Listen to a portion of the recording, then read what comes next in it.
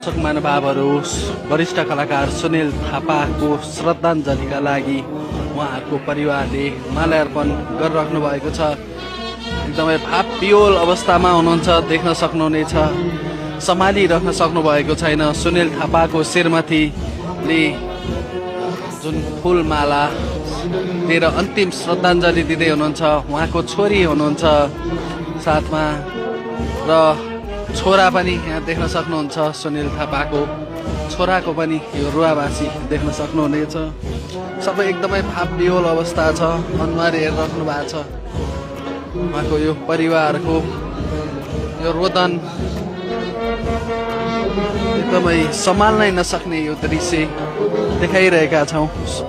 वरिष्ठ कलाकार सुनिल थापाको हृदयघातको कारणले गर्दा मृत्यु भएको थियो।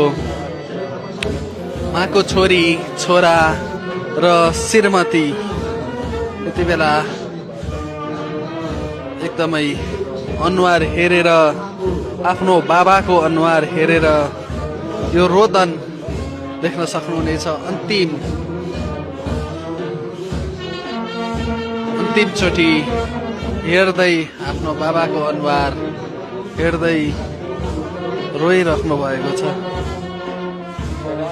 देख्न सक्नुहुनेछ। जो वरिष्ठ कलाकार हिन्दी चलचित्रदेखिबाट नेपाली चलचित्रको जुन खलनायकको भूमिकामा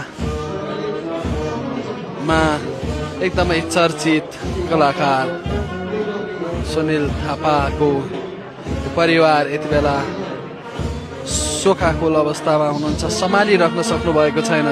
हामी चलचित्र विकास बोर्डमा यति बेला छौँ।